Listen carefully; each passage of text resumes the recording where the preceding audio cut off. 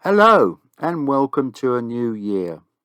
I have now owned my 5-inch Class 35 or Hymek for 10 years, and to quote modern terminology, we have been on quite a journey together, sometimes literally.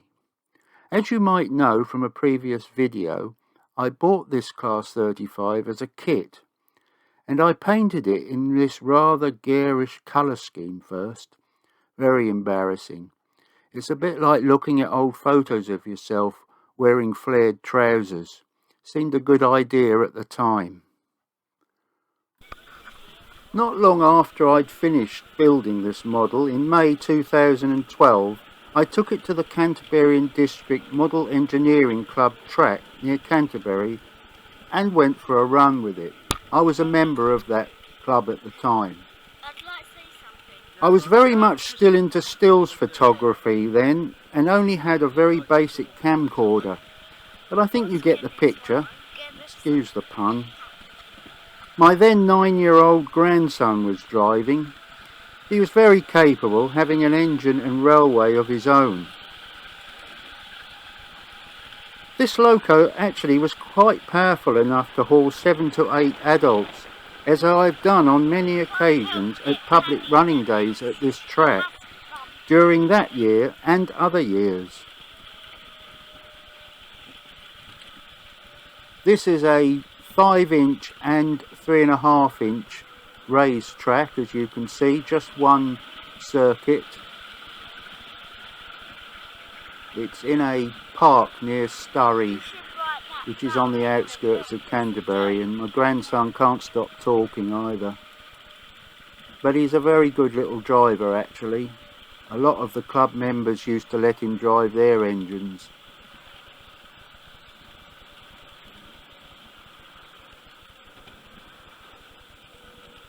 And there we are back. It's not a very long circuit.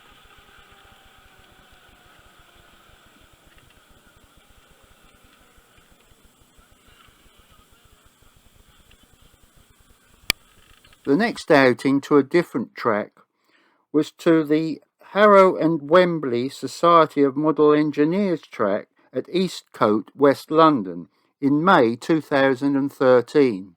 This is a very impressive mixed gauge ground level track, as we shall see very shortly. So here we go off round. This track is mixed gauge, 3.5, 5 and 7.25. Unusual to have 3.5 on a ground level, and the point work here is something to see. To have 3 different gauges across points needs quite a bit of sorting out when you fabricate it, I should imagine. That's my grandson in front again. He's on the club engine, which is a 7.25. A little battery diesel 08 junter type. This is a very impressive track. They have lots of rallies here, traction engines. I think there's one there now. And you go round and then you come back down, and instead of going into the siding to turn, you actually come through the station and then round again and back down. And you can keep going round and round and round if you want to, or you can come back in and there's a turntable or there's sidings to go in. So you never really hold anybody up if you want to stop.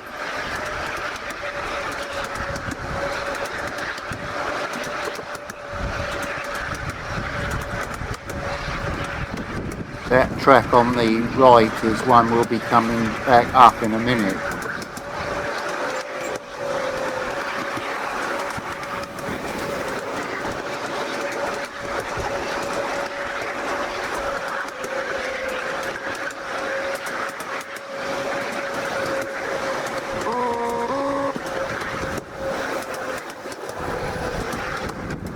That's an electronic horn on that engine, which I soon got rid of.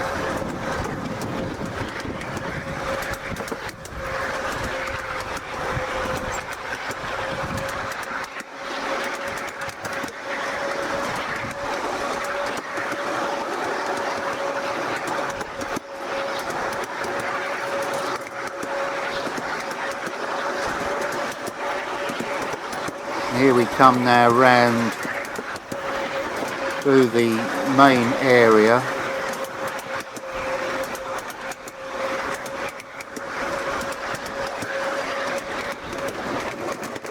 There are sidings here. There's the clubhouse. There's a turntable there on the left, and the track from the loading bays comes in on the right hand side there. And they have got carriage sheds there now on the left hand side. On this particular day they didn't have all the signals out. Oh, maybe we were too early.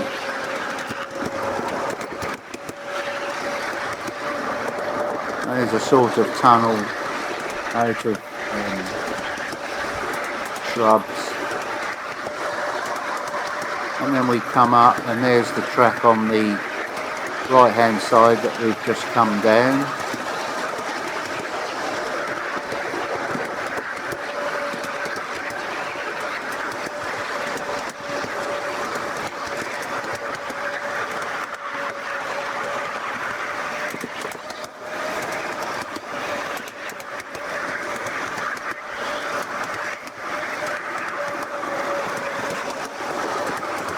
Trying to hold the camera and drive, so the picture isn't always that steady.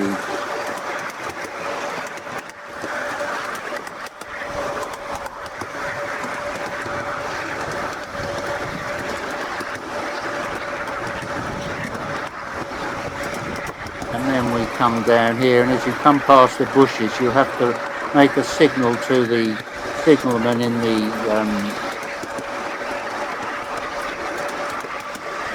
sort of signal box over in the buildings. You have to let him know what you want to do. If you don't make a signal, then you go straight on into the turntable road, which is where we should be going. Or you can go round and do another circuit.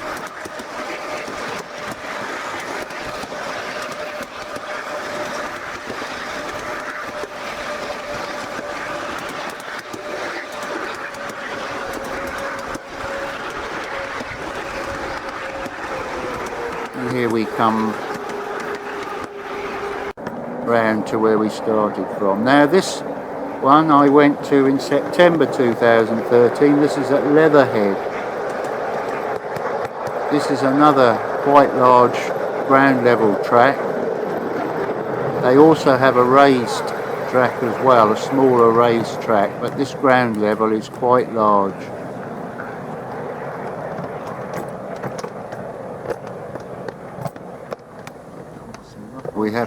We had to stop here while they shunted these wagons back in there with that underground replica of an underground battery in.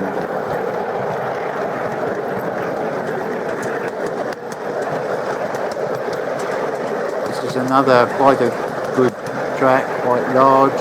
They have extensive sidings, they have a nice clubhouse.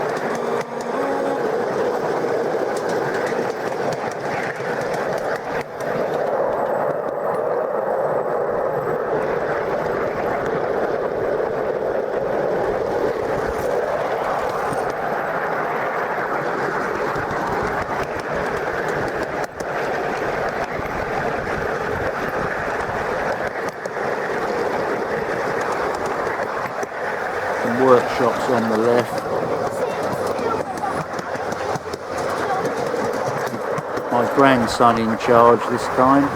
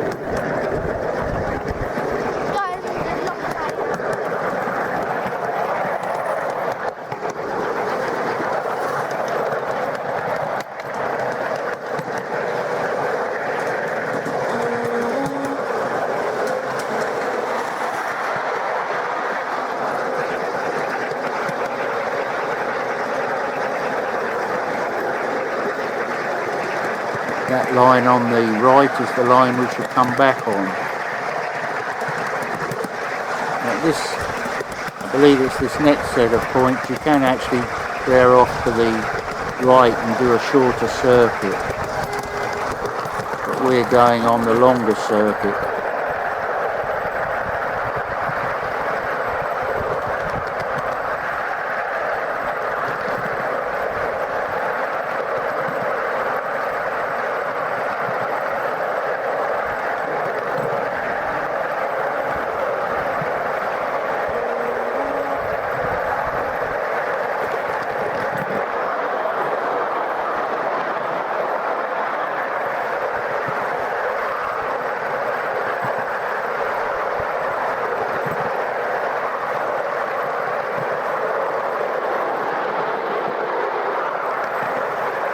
I did go round here by myself with my engine, and going back down this straight here, or virtually straight, I couldn't believe how fast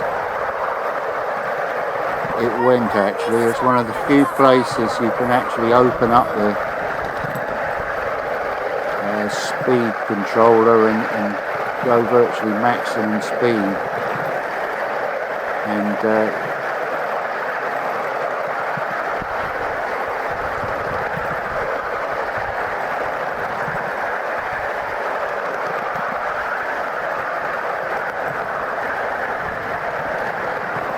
it's this bit here, it really flew down here.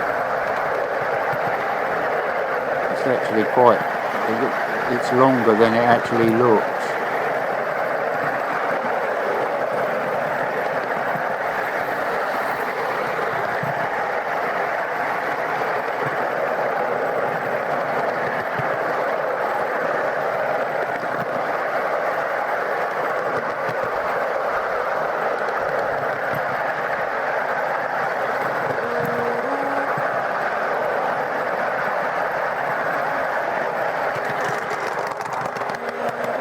I think it's that circuit there, the smaller one that comes in on the right. And there's various sidings.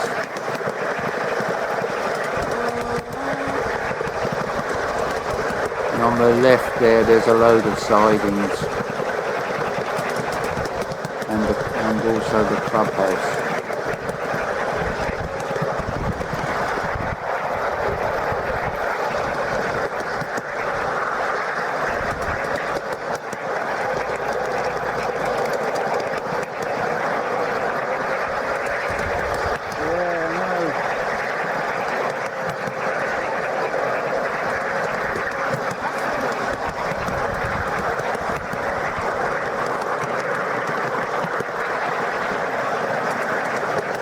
And here we come back now into the station where we started from.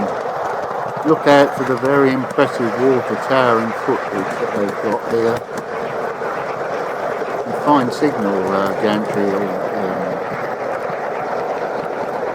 array of signals there.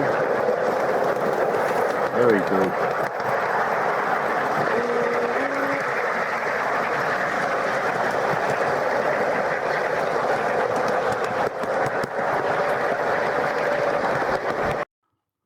Moving on now to June 2014, and I was at New Romney on the Romney Hythe and Dymchurch Railway. We'd just finished for the day giving rides with a track that was set up on one of the platforms, and that's some of the club engines there.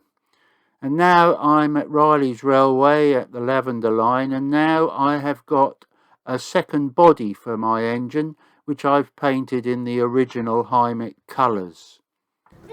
And here we have a run at Riley's Railway. We start off, it's just an up and back really.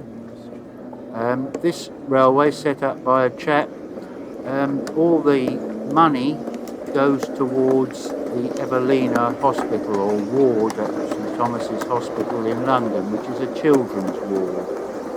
And this, all the donations from giving rides here pays for toys for the children, etc. And this is adjacent to the standard gauge preserve line, Lavender line at Isfield, I think it's Sussex, East Sussex. This is just a normal 5-inch ground level up and back track, but very popular with people who are waiting for a ride on the standard gauge.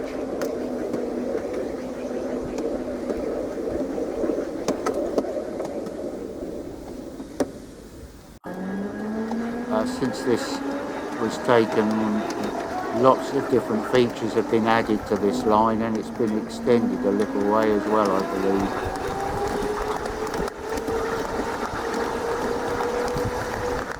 I used to help out here, but once I moved, I wasn't able to.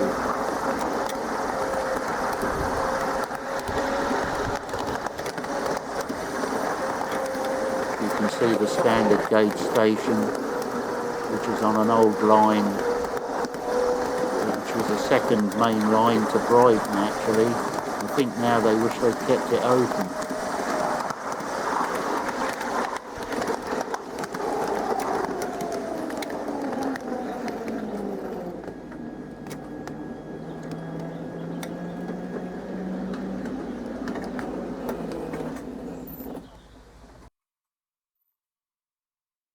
And now this is September 2015. This is at a place called Bredgar in Kent, which has a very interesting aircraft museum there, and they had a sort of show, and we set up this portable racetrack and gave some rides. And now I'm back at Riley's Railway, and I've got the original body, but now I've repainted it in blue, in rail blue. And here we are again at Riley's Railway, or Lavender Line, on another visit with some other engines. And here, this is November 2015, and I was at South Hayling in Hampshire giving rides. There's another narrow gauge railway there as well, and we were just giving rides to people. It took a while to set up that track on the uneven pebbles. And this is June 2016 at an event called Tractor Fest near Ashford, and we've got the racetrack set up to give rides to people. And this is another event at the Spa Valley in July 2016 at Erridge. Again, we've set the racetrack up in the car park, and we're giving rides. All the money going towards Riley's Railway, by the way. In 2017, I moved up to here in Norfolk, and eventually got round to building a garden railway, which I've added to ever since. Now this engine has done a lot of work, as you've seen, but it's only ever let me down once, and that was for a new part-side control unit after 8 years. It's still running on the same Helfrich car batteries, and it's done a lot of work, and I'm very pleased with it, and I'm just hoping it will do another 10 years. That's if I'm spared. Well, thanks for watching, and I'll see you in another video.